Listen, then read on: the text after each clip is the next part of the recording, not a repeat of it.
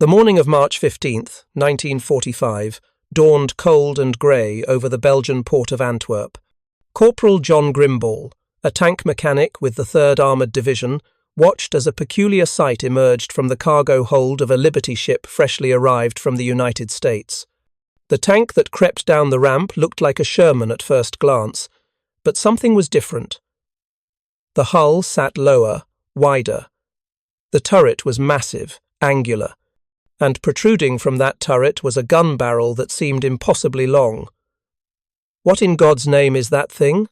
asked Private First Class Robert Harris, standing beside Grimball on the crowded dock. Grimball squinted at the vehicle as it reached solid ground, its suspension groaning under what was clearly enormous weight. The registration number was visible on the hull, 301033292. But what caught his attention was something else entirely, something painted on the turret in stenciled white letters, T26E1. "That's no Sherman," Grimball muttered. "That's something new." What neither man knew that March morning was that they were looking at a weapon that would challenge everything the German Panzer forces believed about American tank development.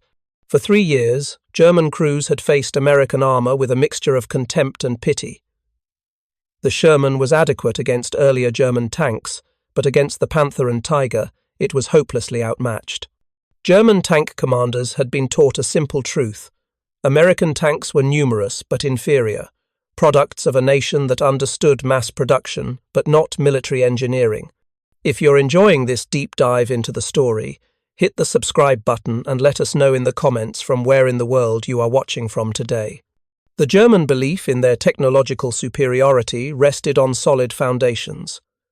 By early 1945, the Wehrmacht fielded 2 tanks that represented the apex of armoured warfare, the Panzer G and the Tiger II, also known as the Königstiger or King Tiger.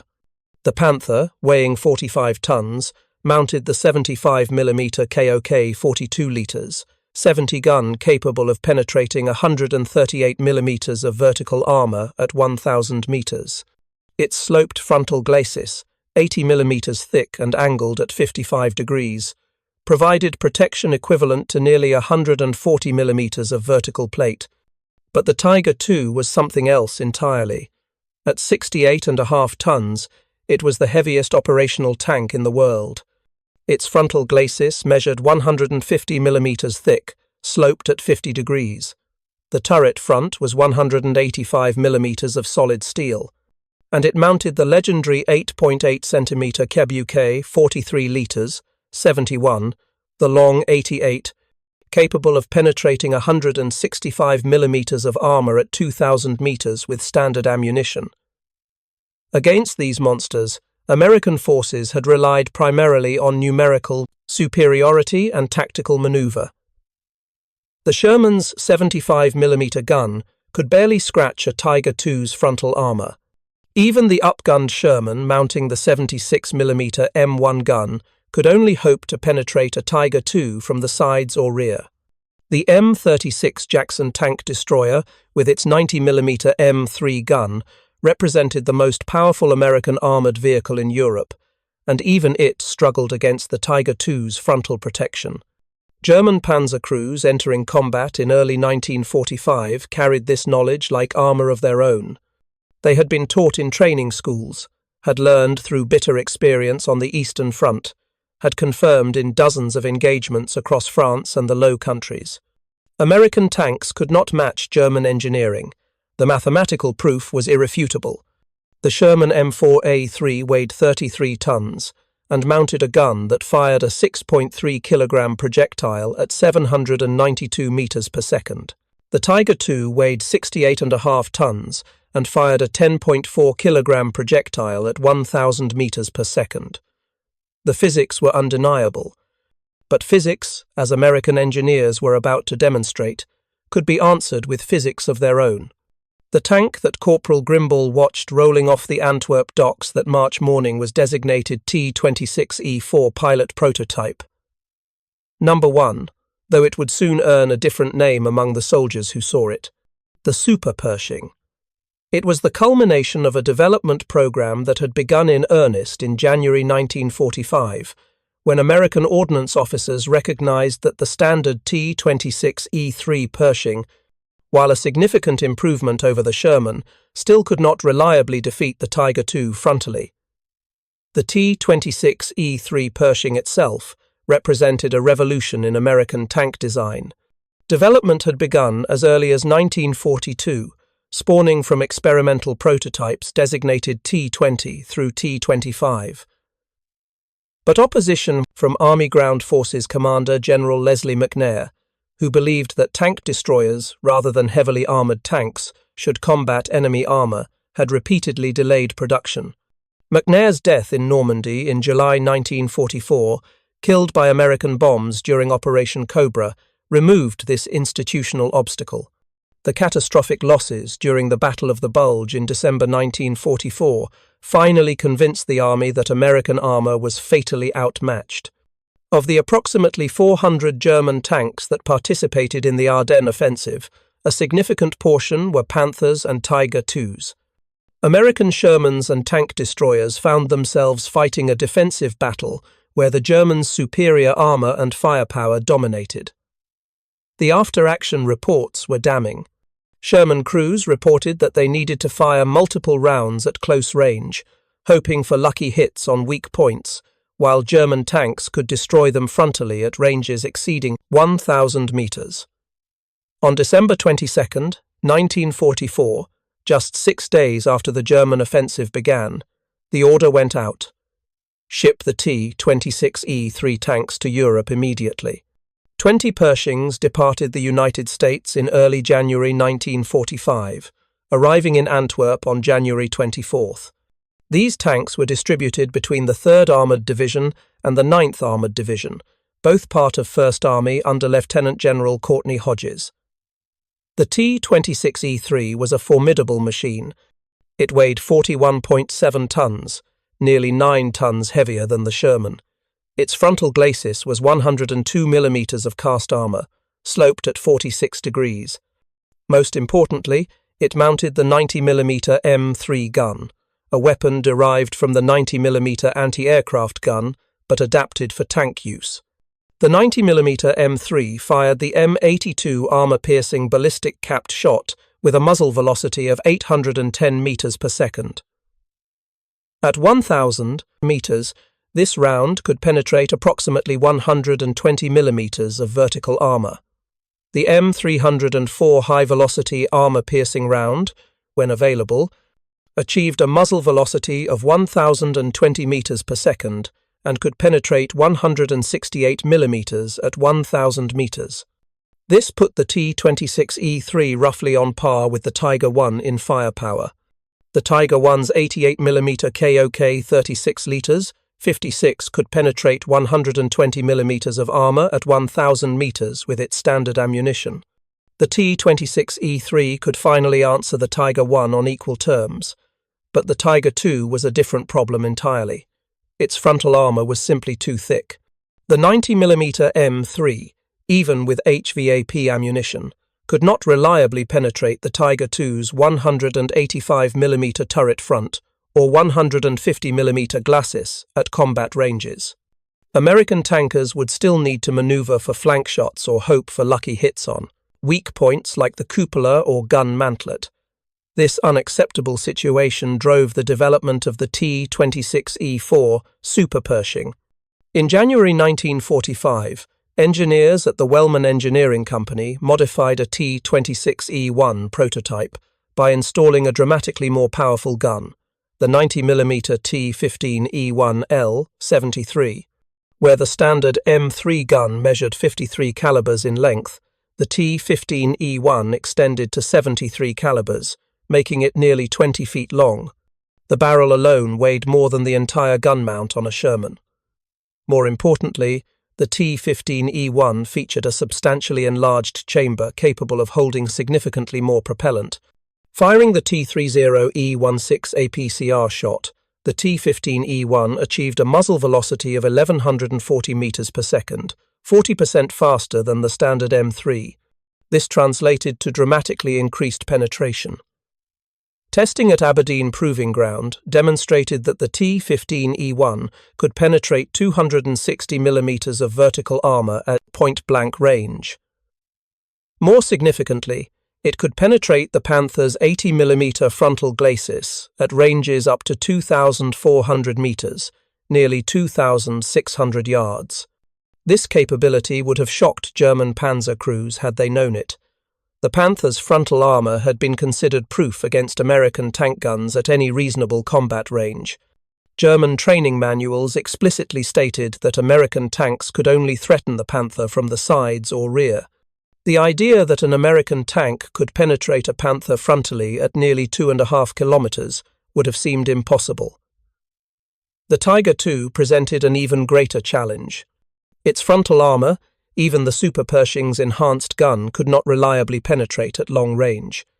But at medium combat ranges of 500 to 1,000 metres, the T-15E1 firing APCR could defeat the Tiger II's lower glacis, which at 100 mm thick represented a vulnerable point, and at close range, with precise aim, even the turret front became vulnerable. The single T26E3 prototype arrived in Europe in mid-March 1945. It was immediately assigned to the 3rd Armoured Division, commanded by Major General Maurice Rose. The division's tank maintenance officer, Major Robert Harrington, took one look at the vehicle and recognised both its potential and its vulnerabilities. The most glaring weakness was the gun mantlet. Despite the massive improvements in firepower, the T26E3 retained the same basic turret design as the standard Pershing, and that turret had already proven vulnerable.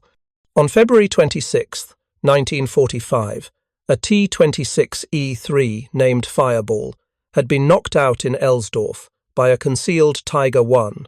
The German tank, numbered 201 and belonging to Schwer Panzer Abteilung 301, had fired 3 shots at approximately 91 metres range. The first penetrated directly through the Browning 30 caliber coaxial machine gun port in the mantlet, killing the gunner and loader. The second hit the gun barrel itself, detonating a round in the chamber and warping the barrel. If a Tiger I could penetrate Pershing's mantlet at close range, a Tiger II certainly could. And the Super Pershing, with its longer, heavier gun, placed even more stress on the mantlet structure. Major Harrington ordered Lieutenant Belton Cooper, chief of the division's maintenance section, to devise a solution. Cooper's answer was crude but effective: weld additional armour directly onto the vulnerable areas.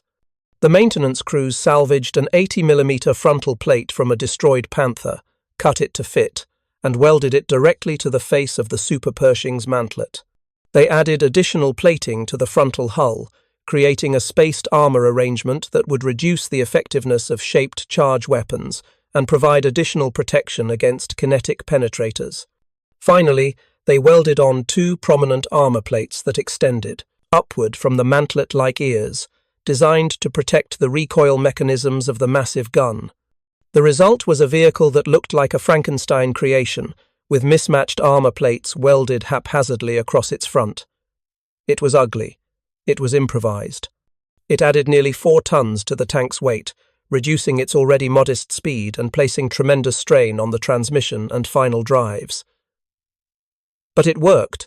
The improvised armour gave the Super Pershing protection levels that approached the Tiger II's frontal immunity. Combined with the devastating firepower of the T-15E1 gun, it created a tank that could theoretically meet the King Tiger on equal terms. The crew assigned to the Super Pershing knew they were guinea pigs. Tank warfare in March 1945 remained a lethal business despite Germany's collapsing defensive positions. The Wehrmacht, though retreating, still fought with fanatical determination. German tank commanders, many of them veterans with years of Lottic combat experience, used every advantage of terrain and tactics to inflict maximum casualties on the advancing Allies. The psychological impact of facing Tigers and Panthers remained significant even among experienced American tank crews. The massive size of the German heavy tanks, the distinctive boom of the 88mm gun, the knowledge that a single well-placed shot could penetrate any American tank frontally, all combined to create a deep-seated dread. Sherman crews had developed various coping mechanisms and tactical doctrines. The most common was the 5-to-1 rule, an unofficial but widely believed calculation that it took 5 Shermans to destroy 1 Tiger, with 3 of the Shermans being lost in the process. While this ratio was more myth than reality, reflecting a worst-case scenario rather than typical combat, it revealed the psychological shadow cast by German heavy armour. The arrival of the T26E3 Pershing had begun to change this dynamic. On March 6, 1945, a Pershing commanded by Sergeant Robert Early destroyed a Panther in the city of Cologne in a famous engagement captured on film by Technical Sergeant Jim Bates. The Panther, commanded by Oberleutnant Wilhelm Bartelborth, had positioned itself near the Cologne Cathedral and ambushed a pair of Shermans, destroying the lead vehicle. The Pershing, designated Eagle 7, moved to engage. Gunner Corporal Clarence Smoyer recalled receiving orders to fire into the Panther's flank as it faced a different street. Smoyer's first shot struck the Panther's turret side. The second hit the hull. The third penetrated and set the ammunition on fire. The Panther burned for days in front of the cathedral, a pyrotechnic demonstration that American tanks could finally kill German heavy armour in direct combat. But the Tiger II remained the ultimate challenge. At 68.5 tons, mounting the long 88, protected by armour that no confirmed Allied tank round had ever penetrated frontally in combat, the King Tiger represented the theoretical pinnacle of armoured warfare. German propaganda called it invincible. German crews believed it. They were about to discover they were wrong. The Super Pershing began its combat debut on April 4, 1945, as the 3rd Armoured Division advanced along the Weser River toward the German city of Paderborn. The division was part of the broader Allied drive into the heart of Germany, racing to link up with Soviet forces advancing from the east and to capture key industrial centres before they could be demolished by retreating German forces. The 3rd Armoured Division's route took it through contested territory, where remnants of German formations, including elements of Panzer divisions pulled from the collapsing Eastern Front, fought desperate rearguard actions. These were not the green recruits and elderly Volkssturm militia that characterized much of Germany's defenders by this late stage of the war. These were veteran units with modern equipment, falling back through prepared positions, making the Allies pay for every kilometre of advance. The morning of April 4th began with the typical uncertainty that characterized armoured warfare. The American column, consisting of Shermans, T26E3 Pershings, and the lone Super Pershing, moved along a road that wound through rolling terrain dotted with woods. Intelligence reports indicated German armour in the area, possibly elements of the SS Brigade Westphalen, but exact locations and compositions were unknown. The Super Pershing occupied a forward position in the column, providing overwatch as the formation advanced. Its crew consisted of men who had trained on Shermans, but were now learning the idiosyncrasies of this unique vehicle. The commander scanned the terrain through his vision blocks, searching for threats. The gunner, eye pressed to the telescopic sight, tracked potential target areas. The loader stood ready with the massive shells, each one 50 inches long and weighing substantially more than standard Sherman ammunition. At approximately 1000 hours, the column came under fire.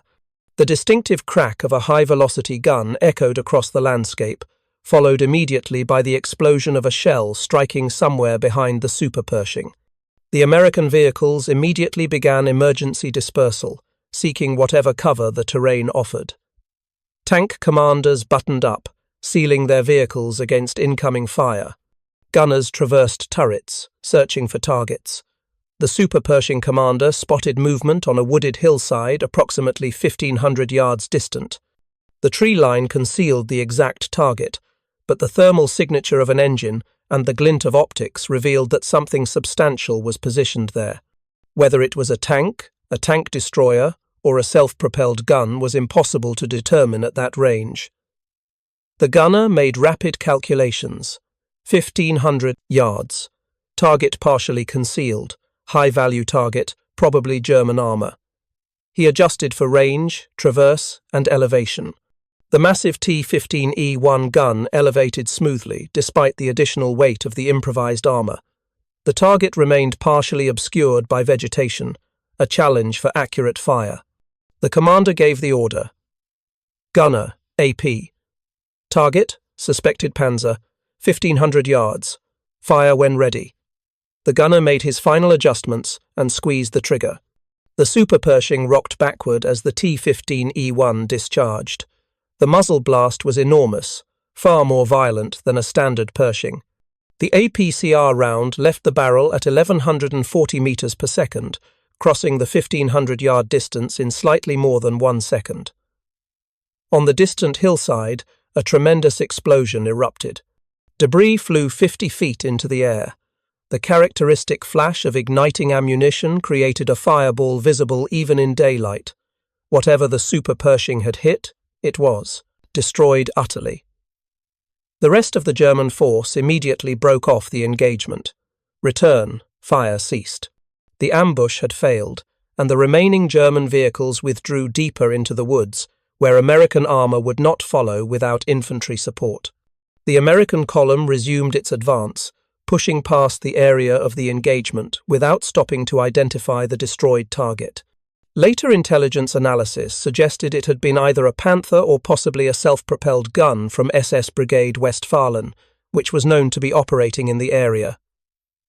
The exact identity would never be confirmed, but for the Super Pershing crew, the engagement demonstrated what American intelligence officers had suspected and what German Panzer crews would have found unbelievable. The Super Pershing could destroy German heavy armor at ranges that had previously been considered safe. 1,500 yards was not an exceptional range in tank warfare. German Panthers regularly engaged targets at 2,000 meters or more. Tiger IIs had achieved kills at ranges exceeding 3 kilometers. But for American tanks, such long-range engagements had been nearly impossible. The Sherman's 76mm gun, while adequate, lacked the ballistic performance for reliable long-range work. Even the standard Pershing's 90mm M3, though powerful, was optimized for engagements under 1,000 meters. The Super Pershing changed that calculation. Its ability to engage and destroy German armor at 1,500 yards represented a fundamental shift in the tactical situation. For the first time, American tanks could potentially engage German heavy armor at ranges where the Germans felt secure. The psychological implications would have been profound had the Super Pershing been available in larger numbers. German tank doctrine emphasized standoff engagements, using superior optics, superior guns, and superior armor to destroy Allied tanks before they could close to effective range. This doctrine worked brilliantly against Shermans and even reasonably well against standard Pershings. But against a tank that could penetrate Panthers at 2,400 meters and could threaten even Tiger IIs at medium range, German tactical advantages would evaporate. The long 88 on the Tiger II could still outrange the Super Pershing, but the gap had narrowed dramatically. Instead of engaging at 3,000 meters with near impunity, Tiger II crews would need to be cautious at ranges of 1,000 meters or less. German intelligence, however, had no idea the Super Pershing existed. The single prototype operating with the 3rd Armoured Division was too rare to generate pattern recognition. German reconnaissance reports continued to identify American tanks as primarily Shermans, with increasing numbers of T26E3 Pershings. Nothing in these reports suggested that American engineers had developed a weapon capable of threatening the Tiger II. This intelligence failure would have consequences. The concept of the Super Pershing emerged from a recognition that American tank development had lagged behind German advances. The basic M4 Sherman design dated to 1941, before America's entry into the war. It had been designed to outmatch German tanks of that era, primarily Panzer IIs and early Panzer IVs. Against these vehicles, the Sherman was excellent. It combined reasonable armor, adequate firepower, excellent reliability, and most importantly, it could be produced in enormous quantities. But German tank development had not stood still. The appearance of the Tiger I in late 1942, followed by the Panther in mid-1943, and finally the Tiger II in mid-1944, represented a continuing escalation in armor thickness, gun penetration, and overall combat power. American tank development struggled to keep pace. Part of this lag resulted from institutional resistance within the army. General McNair's insistence that tanks should not fight tanks, that this mission properly belonged to tank destroyers, delayed heavy tank development. The tank destroyer force developed vehicles like the M10, M18, and M36, all of which emphasized firepower and speed over armor protection. These vehicles performed well in their intended role, but could not substitute for actual tanks in sustained combat. Another factor was the sheer complexity of deploying new tank designs. The M4 Sherman was manufactured in multiple variants at multiple facilities across the United States. Shifting to a completely new design like the T26, Pershing required retooling factories, retraining workers, and accepting a temporary reduction in production numbers. Military leadership, focused on maintaining the flow of equipment to combat units, hesitated to disrupt proven production lines. The Battle of the Bulge shattered this complacency. The concentrated employment of German armor in the Ardennes, including approximately 120 Tiger IIs in various units, demonstrated conclusively that American medium tanks could not trade favorably with German heavy tanks. The casualties were unacceptable. The morale impact was severe. Something had to change. The T26E3 Pershing represented that change, but it arrived too late and in too small numbers to fundamentally alter the balance. The 20 Pershings that reached combat in February 1945 performed well. They destroyed Tigers, Panthers, and Panzer IVs in various engagements. They boosted American morale significantly, giving crews confidence that they could face German heavy armor without committing suicide.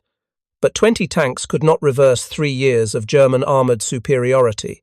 And even the T26E3, impressive as it was, could not reliably defeat the Tiger II frontally.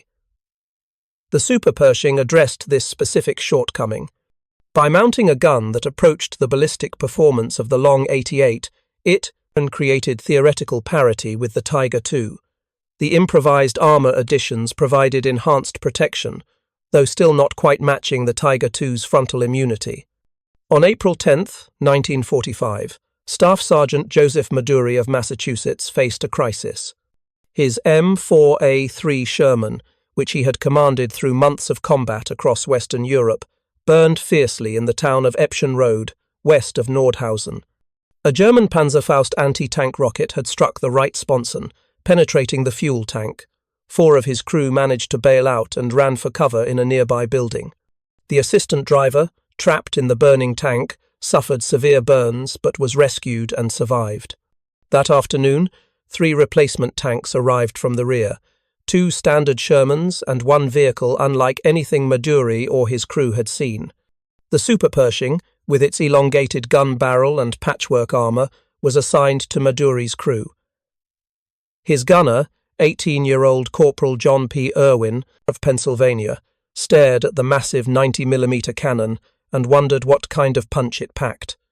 They would find out 11 days later, April 21st, 1945, the city of Dessau on the Elbe River. The 3rd Armoured Division had pushed deep into Germany, racing toward a link-up with Soviet forces advancing from the east. Dessau represented another obstacle in a campaign that had become a matter of capturing cities, securing river crossings, and eliminating pockets of resistance as the Third Reich disintegrated. American tanks moved cautiously through Dessau's streets, spread out along different avenues, alert for the sudden appearance of German armor. The experience of the past year had taught brutal lessons about urban tank combat. Buildings provided concealment for Panzerfausts. Street corners could hide anti-tank guns. And occasionally, a Panther or even a Tiger might be positioned in a commanding overwatch position. The Super Pershing, with Staff Sergeant Maduri commanding and Corporal Irwin manning the gun, advanced along one of the main streets. The massive tank's engine rumbled. Its tracks clattered on the cobblestones. The crew maintained maximum vigilance, knowing that in urban combat, the first shot often decided the outcome.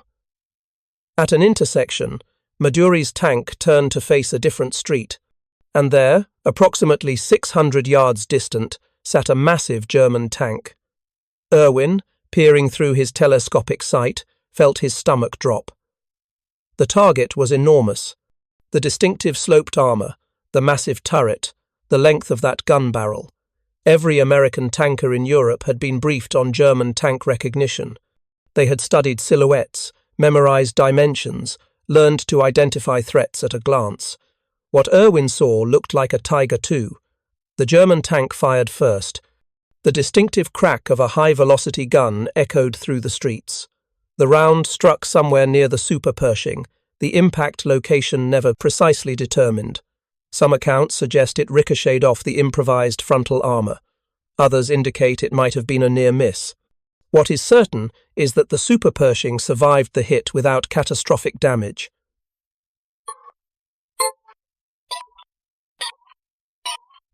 Erwin returned fire immediately. His first round, a high-explosive shell, struck the German tank's glacis and bounced off without penetrating. The enemy armor was too thick, the angle too steep. Then something struck the Super Pershing again. Whether this was a second shot from the German tank or fire from another source was never clearly established. In the chaos of urban combat, with multiple potential threats in every direction, attribution became impossible. Maduri and his crew had no time for analysis. The German tank began moving forward, rolling over a pile of rubble that had accumulated in the street. For a brief moment, the tank's angle changed. Its belly armor, normally protected by the vehicle's contact with the ground, became exposed. Erwin seized the opportunity. His training, his experience, his 18 years of life had all led to this moment.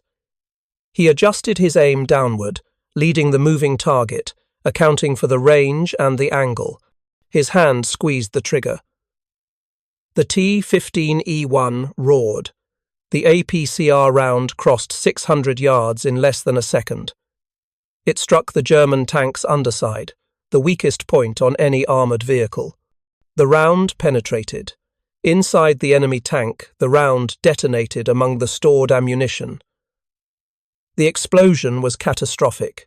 The German tank's turret, weighing several tons, lifted off the hull ring and flew into the air before crashing back down several feet away. Flames erupted from the hull. Smoke billowed into the Dessau sky. The engagement had lasted perhaps 20 seconds from the first shot to the final explosion. Maduri had no time to celebrate. The battle for Dessau continued to rage around them. The Super Pershing pushed forward, engaging other targets. The crew would later report destroying a Panzer with 2 shots the following day, the first disabling its drive sprocket, the second penetrating the side armor and triggering an internal explosion. For decades afterward, the engagement in Dessau would be described as the only encounter between a Super Pershing and a King Tiger. Corporal Erwin's account would form the basis of this narrative. The story would appear in unit histories, in books about tank warfare, in commemorations of the 3rd Armoured Division's accomplishments. But historical analysis would cast doubt on the identification.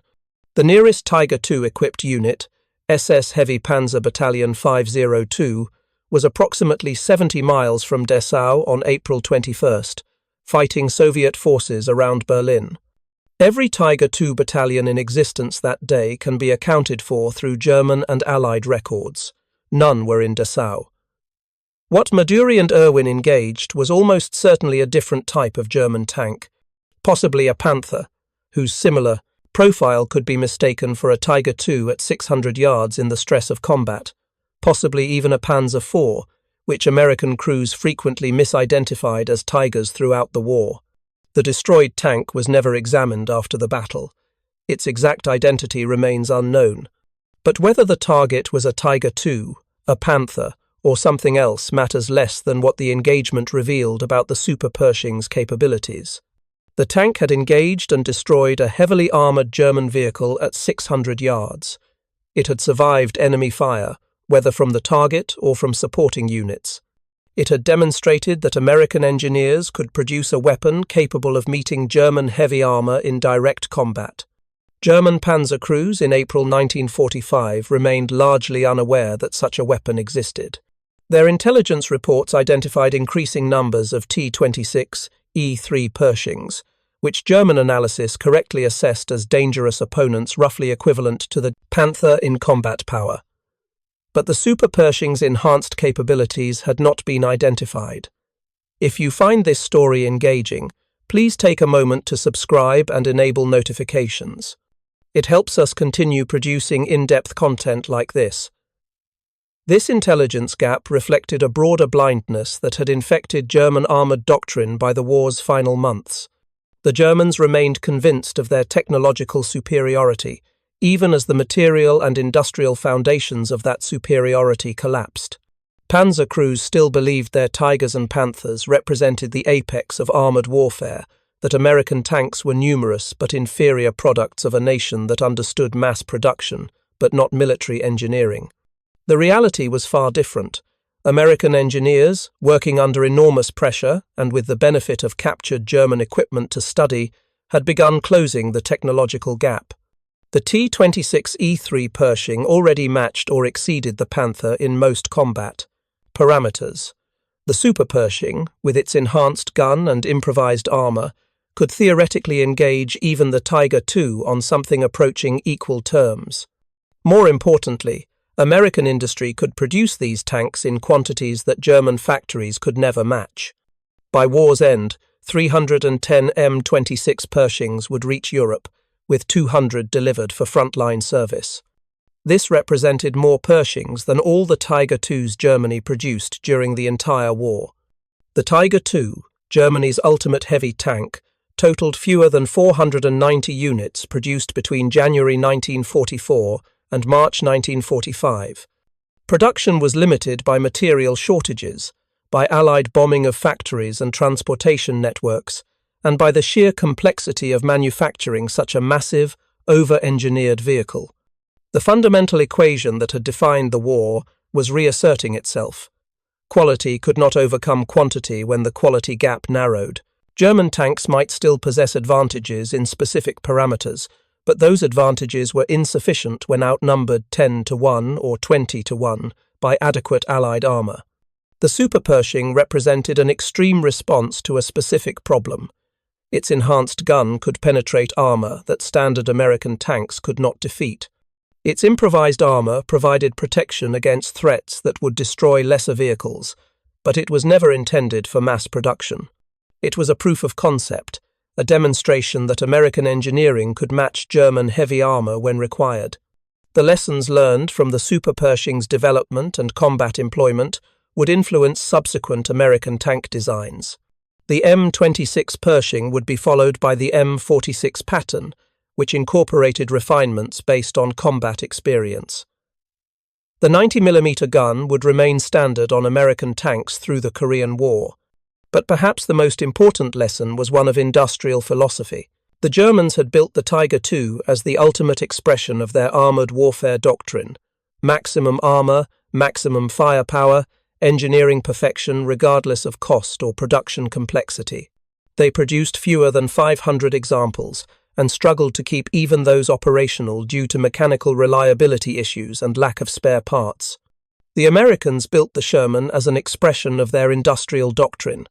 Adequate performance, excellent reliability, ease of production and maintenance. They produced nearly 50,000 examples and kept them running through superior logistics and industrial capacity. The Pershing represented a middle ground, significantly improved performance while maintaining production feasibility and mechanical reliability. The Super Pershing pushed even further, sacrificing some reliability for enhanced combat power. But even this extreme variant maintained the American emphasis on practical functionality over theoretical perfection. The German Panzer crews who faced American armour in April 1945 carried with them 3 years of accumulated confidence. They had learned in Russia, in North Africa, in France, and in the Low Countries that their tanks were superior. They had destroyed countless Shermans at ranges where the American tanks could not effectively return fire. They had survived encounters that should have been fatal because their armor was thicker, their guns more powerful. This confidence was not mere propaganda-induced delusion. It was based on legitimate tactical superiority that had been demonstrated repeatedly in combat. A Panther could indeed destroy a Sherman at 2,000 meters, while remaining effectively invulnerable to the Sherman's 76mm gun. A Tiger II was practically immune to American tank fire frontally, requiring flank shots or lucky hits on weak points to be destroyed. But this confidence blinded German crews to the evolution of American capabilities. They assumed that American tank development remained static, that the Sherman represented the limit of American ambition. They failed to recognize that industrial and engineering resources far exceeding Germany's were being applied to the problem of German armored superiority. The appearance of the T26E3 Pershing should have shattered this assumption. But even after the Cologne engagement, where a Pershing destroyed a Panther in filmed combat, German intelligence continued to underestimate American tank development. Captured Pershings were examined and analyzed, their 90mm guns recognized as legitimate threats. But the full implications of American industrial mobilization applied to heavy tank production went unrecognized until too late. Had the Super Pershing been available in quantity 6 months or a year earlier, the impact on the campaign would have been substantial. Armored engagements that resulted in American tactical defeats due to German gun and armor superiority might have produced different outcomes. The psychological advantage that German heavy armor provided would have been neutralized. But by April 1945, the strategic situation had been decided. Germany was collapsing. Soviet forces approached Berlin from the east. American and British forces controlled Western Germany. Italian forces had surrendered. The Luftwaffe was grounded by lack of fuel. Industrial production had been shattered by strategic bombing. A single prototype tank with enhanced capabilities could not alter the war's trajectory. The Super Pershing's combat debut came too late to influence anything except the historical record. Its value lay not in what it accomplished, but in what it demonstrated about American capacity to respond to technical challenges.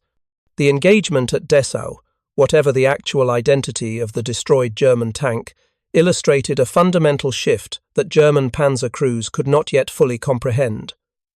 American armor was no longer categorically inferior. The days when a Panther or Tiger II could engage American tanks with near impunity at long range were ending.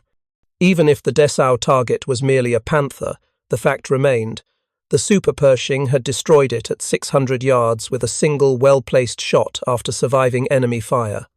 For German crews still fighting in the war's final weeks, this evolution remained largely unknown. They continued to engage American armor using tactics developed against Shermans, assuming superiority in firepower and protection. They positioned themselves for long-range engagements where their advantages would be maximized. They sought to destroy American tanks before they could close to effective range. These tactics, which had proven effective for 3 years, remained valid against most American armor. The hundreds of Shermans still in frontline service were just as vulnerable in April 1945 as they had been in June 1944. Even the T26E3 Pershing, while dangerous, could be defeated by experienced German crews using proper tactics. But the appearance of the Super Pershing, even as a single prototype, foreshadowed a future where German armoured advantages would evaporate entirely. Had the war continued, had Germany somehow found the resources to prolong the conflict, American production lines would have shifted increasingly to Pershings and derivative designs. The technological gap that had favoured Germany for 3 years would have reversed decisively. The mathematical realities were inescapable.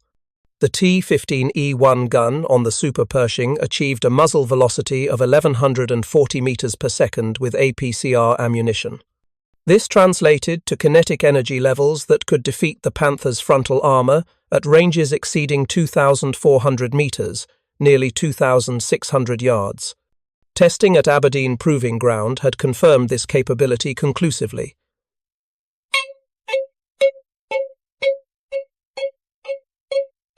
Think about the implications. A German Panzer crew, positioned for a long-range ambush, confident in their frontal immunity at 2 kilometers, would suddenly face destruction from an American tank they believed could not threaten them. The psychological impact would have been devastating. The entire tactical framework of German armoured doctrine rested on the assumption of invulnerability at long range. The Super Pershing and the enhanced guns under development for future American tanks shattered that assumption. Even the Tiger II, with its 150mm glacis and 185mm turret front, faced a legitimate threat from the Super Pershing at medium combat ranges. The ballistic calculations were clear. At 500 meters, the T-15E1 firing APCR could penetrate the Tiger II's lower frontal plate. At close range, even the heavily armoured turret front became vulnerable to precise fire. This did not mean the Super Pershing was superior to the Tiger II in all parameters. The German tank retained advantages in frontal armour protection and in the combat-proven reliability of its long 88 gun. But the gap had narrowed from categorical German superiority to rough parity, and that parity would shift further in America's favour with each new production tank rolling off the assembly lines. German engineering, for all its sophistication and precision, had been defeated by American industrial capacity and systematic engineering methodology. The Germans had designed the Tiger II as the ultimate heavy tank, accepting enormous production costs and mechanical complexity in pursuit of maximum combat power. They had created a vehicle that, in theory and in practice, was superior to any Allied tank, but they had built fewer than 500 of them. And by April 1945, mechanical breakdowns, fuel shortages, and crew losses meant that only a fraction of that number remained operational. The Tiger IIs that remained fought on, their crews still, confident in their vehicle's superiority, still achieving occasional tactical successes. But they were too few, operating in a strategic situation that had already been lost. The Americans, meanwhile, had built 50,000 Shermans. They had begun mass production of Pershings, with hundreds delivered to Europe by war's end and thousands more in production. They had demonstrated with the Super Pershing that when focused on a specific technical problem, American engineering could produce solutions matching or exceeding German achievements. The war ended before this industrial and technical transformation could fully materialize. The Super Pershing saw approximately 10 days of combat. It destroyed several German tanks, survived numerous engagements, and demonstrated its capabilities. Then, on May 8, 1945, Germany surrendered. The Super Pershing's combat career ended. The vehicle returned to the United States after the war, where it became a testbed for further development and an exhibit demonstrating late-war American tank evolution. Its improvised armor plates, welded on by 3rd Armored Division maintenance crews in the field, remained in place as a testament to the practical ingenuity of American soldiers adapting to battlefield realities. The lessons learned from the Super Pershing influenced the design of post-war American tanks.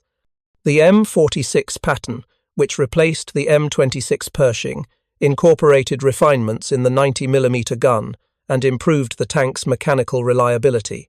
The M47, M48, and M60 patterns would follow, each iteration reflecting lessons learned from examining German heavy tanks and from operational experience. But perhaps the most important legacy of the Super Pershing was what it represented psychologically. For 3 years, German Panzer crews had faced American armor with the confidence that came from technical superiority. Their tanks were better protected, their guns more powerful. They could engage at ranges where American tanks could not effectively respond. They could survive hits that would destroy American vehicles. This superiority was real, not propaganda. It was demonstrated in thousands of engagements across multiple theaters. It created a psychological advantage that influenced tactics, strategy, and morale on both sides. The appearance of the Pershing, and more dramatically the Super Pershing, signaled the end of that era. American tanks were no longer categorically inferior. The technological gap had closed. German crews, who had grown accustomed to engaging American armor with near impunity, now faced opponents who could destroy them frontally at combat ranges. Had German intelligence fully understood the Super Pershing's capabilities, had they recognized it as the prototype of a new generation of American heavy armor, the psychological impact might have been significant. But the single prototype operating in the chaos of Germany's collapse went largely unrecognized. It was just another American tank in a war that was already lost. The Panzer crews, who never encountered the Super Pershing, who never learned of its existence until after the war, continued to believe in their vehicle's superiority until the final days. They positioned their Panthers and Tiger Ts for long-range engagements, confident that American tanks could not threaten them beyond 800 or 1,000 meters. They were correct for most of the American armor they faced. But had they known that somewhere in the American tank force was a vehicle capable of destroying a Panther at 2,400 meters, capable of threatening even a Tiger II at medium range, their tactical calculations would have changed. The confidence born of 3 years of technical superiority would have been replaced by the caution that comes from facing a legitimate peer threat. This, ultimately, was what the Super Pershing represented: the end of German technological dominance in armoured warfare. Not because the Super Pershing itself was decisive, not because a single prototype could change the war's outcome, but because it demonstrated that American engineering and industry, when fully mobilized and focused on a specific problem, could match and eventually exceed German achievements. The Germans had believed their engineering tradition, their precision manufacturing, their design sophistication would provide permanent advantages. They had designed tanks to win an engineering competition, creating vehicles that looked impressive on paper and sometimes achieved spectacular results in ideal conditions. The Americans had designed tanks to win a war, creating vehicles that were good enough, reliable enough, and could be produced in sufficient quantities to overwhelm any opponent. When that pragmatic approach was combined with systematic efforts to close the performance gap, the result was weapons like the Pershing and Super Pershing that challenged German superiority while maintaining American advantages in production and logistics. The mathematical equation was simple. A Tiger II might be superior to 3 Pershings in a one-on-one engagement, but if America could produce 10 Pershings for every Tiger II and keep those Pershings operational through superior logistics and crew them with adequately trained personnel, then the superior individual performance of the German tank became irrelevant. This was the lesson that German Panzer crews, isolated in their technically superior machines, could not fully grasp until too late. Technical excellence was not enough. Engineering sophistication could not compensate for industrial inadequacy. The best tank in the world was useless if it couldn't be produced in quantity, kept running in the field, and supported by adequate logistics. The Super Pershing stood as proof of American industrial and engineering capacity. It showed that when required, American designers could produce weapons matching German heavy armor. But more importantly, it showed that such weapons could be developed, tested, and deployed in less than 6 months, a timeline that German industry, crippled by strategic bombing and resource shortages, could no longer match. Thank you for watching. For more detailed historical breakdowns, check out the other videos on your screen now, and don't forget to subscribe.